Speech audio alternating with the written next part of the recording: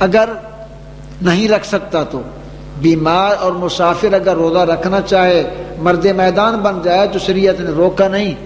عزیمت ہوتی ہے کہ رخصت ہوتی ہے، عزیمت معنی اعلیٰ مرتبے کا کام، اعلیٰ مرتبے کا کام یہ ہے کہ روزہ رکھا جائے، بیمار بھی روزہ رکھے، مسافر بھی روزہ رکھے۔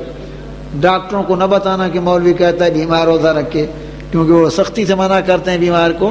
تو قرآن پاک نے بھی آپ کو اجازت دی ہے کہ آپ روزہ نہ رکھیں، جتنے دن روزہ نہیں رکھو گے، بیمار ہوگے، اتنے دن صحت میں رکھ دینا روزہ۔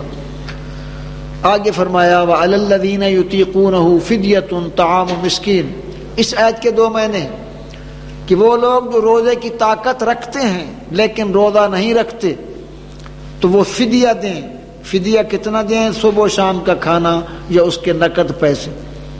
اب یہ حکم منسوخ ہو گیا ہے۔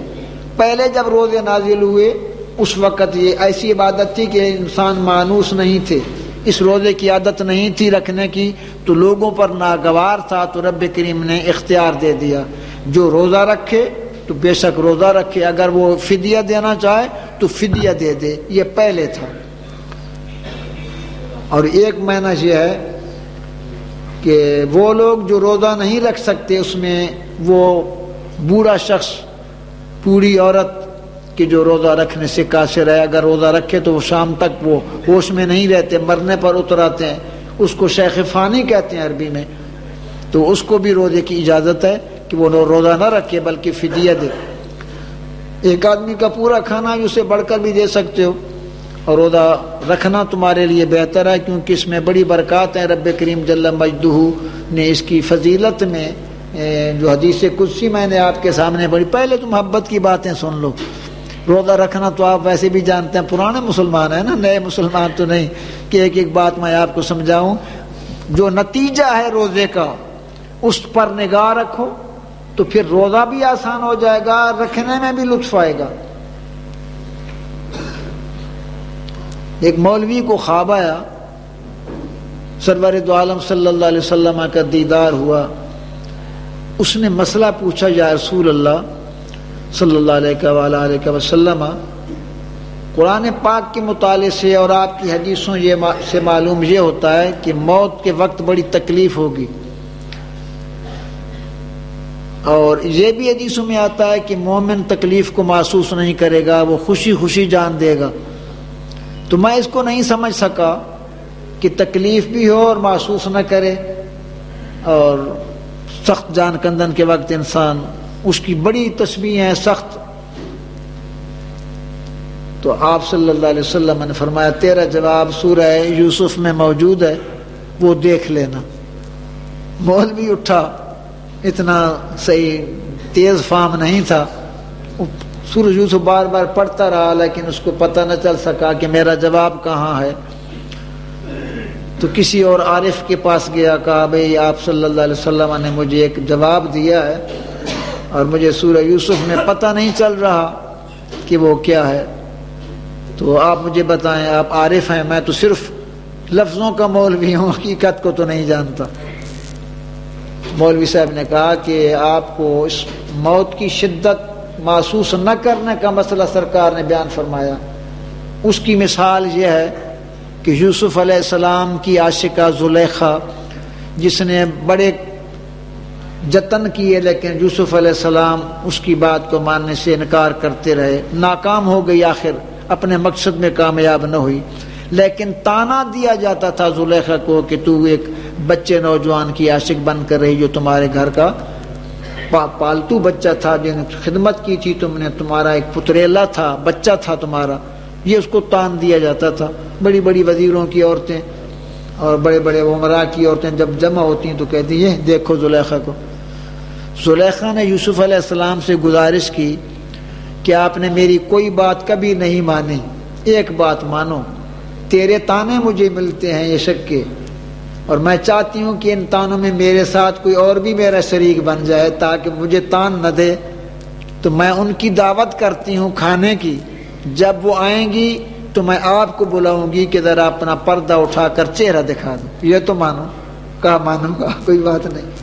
جب خواتین آئیں، مصر کی عورتیں کرسیوں پر بیٹھ گئیں، آگے ان کے ٹیبلیں رکھ دی گئیں، ناشپاتیاں وغیرہ پھل رکھ دیے گئے، چھریاں دے دی گئیں. جب انہوں نے پھلوں کو کاٹنا شروع کیا تو یوسف علیہ السلام اسی اسنا میں تشریف لائے. جب انہوں نے دیکھا یوسف علیہ السلام کا چہرہ اقدس تو دنگ رہ گئیں، کہنے لگیں ما ان ھذا الا ملک کریم، یہ فرشتہ ہے، انسان نہیں، اتنا خوبصورت.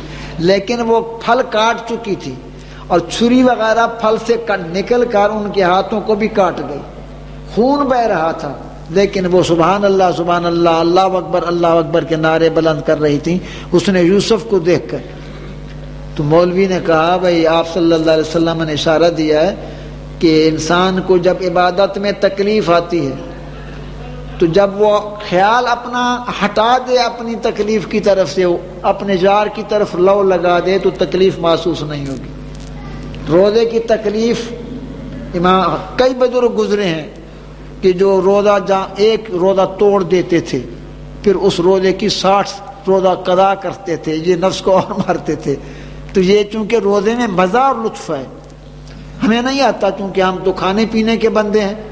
تو چونکہ روزے کی تکلیف اس جار کی وجہ سے انسان کو محسوس نہیں ہوتی. اسی طرح موت کے وقت جب روح قبض ہوتی ہے تو اس وقت بھی انسان کو تکلیف نہیں ہوگی، کیونکہ جب اس کی روح قبض ہو رہی ہوگی تو بندے کئی قسم کے ہیں مسلمان. ایک تو اپنے اعمال کا صدقہ اور اعمال کی جزا لینے والا ہوتا ہے، اس کو رب کریم بہشت سامنے کر دیتا ہے، وہ بہشت کو دیکھتا رہتا ہے، روح سختی سے قبض ہوتی ہے، پتہ نہیں چلتا کہ روح قبض ہوئی ہے یا نہیں ہوئی، کیونکہ وہ محو ہو جاتا ہے بہشت کے نظارے دیکھنے میں. اور ایک آدمی وہ ہوتا ہے کچھ جمال جار اس کو نظر آتا ہے، اللہ کے تجلیات اس کو نظر آتے ہیں.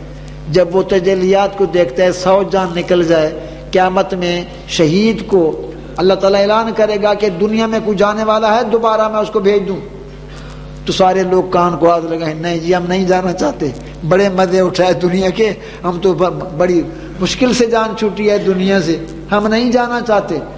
شہید آئے گا میدان میں، یا اللہ میں جانا چاہتا ہوں. کیوں جانا چاہتا ہے؟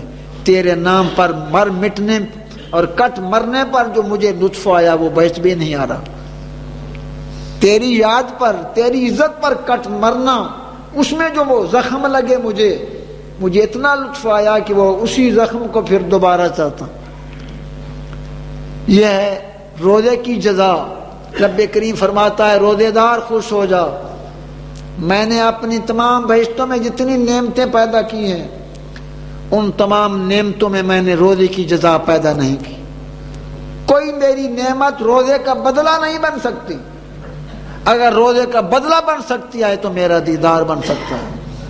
جو اللہ کے دیدار میں مزہ ہوگا، ایک دنیا کے حسین انسان کو دیکھو کتنا لطف آتا ہے، انسان کی نظر ادھر نہیں ہٹتی اور انسان سب کچھ بھول جاتا ہے.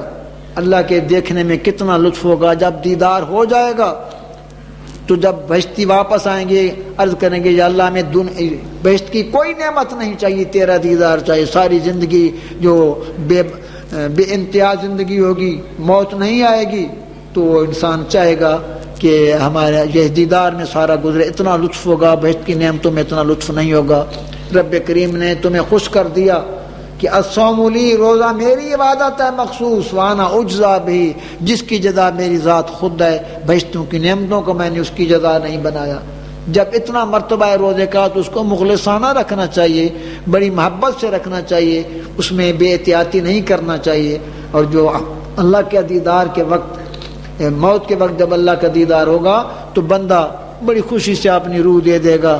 اور بعد بزرگوں نے جب موت کے وقت ایسا نظارہ دیکھا، باتیں سمجھ رہے ہو یا نہیں سمجھ رہے، کہ یہ کہوں کہ جو روزہ توڑے گا اس پر 60 روزہ آ جائے گا اور جتنا کرو اتنا کرو اتنا کھاؤ، وہ بھی بیان کرتا ہوں. لیکن معاملہ مرکز ایک ہے روزے کا، سب عبادتوں کا مرکز ایک ہے.